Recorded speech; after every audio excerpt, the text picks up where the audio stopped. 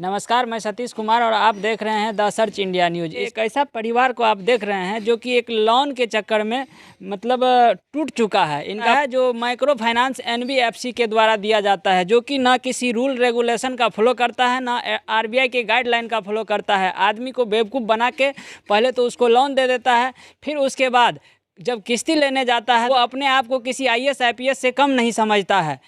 वो कहता है कि हम ही जो हैं, हमारे ऊपर ही पूरा संसार चल रहा है, हम बहुत पैसे वाले हैं और हमारे पास जो हुनर है ना, वो हुनर दुनिया में किसी के पास नहीं है। लोन दिया जाता है किसी का बिजनेस को बढ़ाने के लिए, ना कि उस परिवार का शोषण करने के लिए। लेकिन यहाँ उल्टा होता है। ये जितनी भी कंपनी माइक्रो फाइनेंस है उसमें मैक्सिमम कंपनी कोई भी गाइडलाइन का फॉलो नहीं करती है और आके ऐसे सीधे लोन बांट देता है जैसे तैसे। और उसके बाद अगर कस्टमर पैसा नहीं दे पाता है तो उसको जलील करता है, बदनाम करता है, गाली देता है, ग्लौज देता है, 10 बजे रात को किस्ती लेने के लिए आता है। ये हर गांव में ऐसा चल रहा है अभी।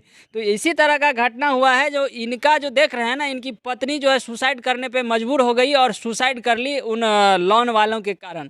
तो मैं जानना चाहूँगा कि क्या नाम हुआ आपका? जी, संजय कुमार। संजय कुमार। अच्छा, आप कौन कंपनी से लोन लिए थे?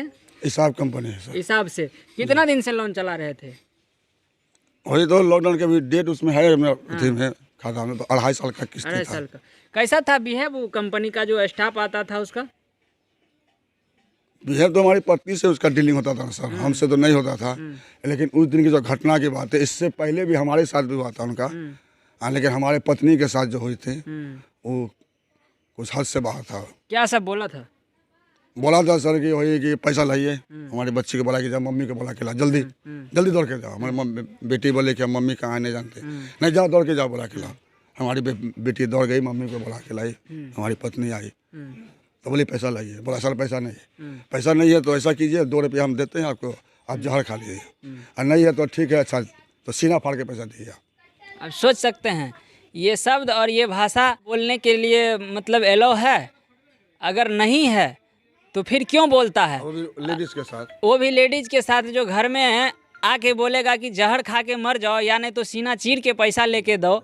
तो ये कहाँ तक संभव है और कहाँ तक इसको आरबीआई अनुमति देती है कि इस तरह से जाके तुम जलील करो और फिर से कस्टमर से पैसा लेके आओ? अगर ऐसा है तो उस कस्टमर को पैसा नहीं दो। पहले देख लो कि ये जो लोन लेने वाला है व्यक्ति, जो ले रहा है, लेना चाह रहा है, वो हमको कर्जा चुकाएगा कि नहीं चुकाएगा, या क्या कर रहा है। अगर नहीं उसके पास ऐसा सोर्स है, नहीं ऐसा इनकम है, तो उसको हम क्यों देंगे लोन? अगर देते हैं तो फिर इस तरह की बात क्यों बोलते हैं कि हम पैसा दो या नहीं तो सीना चीर के दो या तो जहर खा के मर जाओ। अरे भाई, मरने के लिए पैसा दिए हो। उसके बाद जब हमारी पत्नी पैसे की व्यवस्था के लिए निकलने लगे, बोला देखो देखो पकड़ो पकड़ो, चोर भाग रही है। चोर भाग रही है। पकड़ो पकड़ो तो भाग जाइए। अच्छा, आप पैसा टाइम से देते थे कि पैसा देने में कभी दिक्कत उक्कत? पैसा तो टाइम से देते हैं सर, लेकिन कभी कभी ऐसा होता था कि पैसा कुछ लेट करके भी, मतलब कि उसी दिन कुछ टाइम अथी करके आगे करके देते थे। जैसे कि सवेर में मीटिंग होती है 1 बजे के आसपास, तो कभी कभी 2-3 बार ऐसा हुआ है कि शाम को पैसा पेमेंट किए। ये वो बोल रहा था लड़का जो आया था उसका फील्ड ऑफिसर पैसा के लिए, तो उस समय कौन मौजूद था यहाँ? हमारी बेटी थी। क्या सब हुआ था बाबू? तो वही सेंटर पे लेके गए ना, तो सेंटर पे बोले कि पैसा दो सब 100-100 रुपया चंदा देता है, तुम हमको पैसा कहीं से भी दो।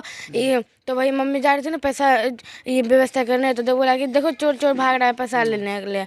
तो वही फिर मम्मी पैसा लेके आई ना, तो बोला कि देखो यही सब कुत्ता सब बेलज्जा सब यही सब पैसा देता ये है। बात भी है था। क्या बोला? कुत्ता बेलज्जा पैसा देता है? हाँ, बोला कि बेइज्जत होकर देता है कुत्ता बेलज्जा सब। ये लैंग्वेज भी बुजुर्ग जैसा बोलता इतना सब बेलज हो जाता है तब देता है पैसा। जानते तो हर बार तुम्हारी मम्मी पैसा देने में लेट करती थी? कुत्ता बेलज्जा सब कैसा। पैसा देने में हर बार लेट करती थी मम्मी? नहीं 2-3 बार हुआ बस। 2-3 बार हुआ। हाँ, उस पर ये सब बोलना शुरू किया। तो फिर मम्मी सुसाइड कब की, कैसे की?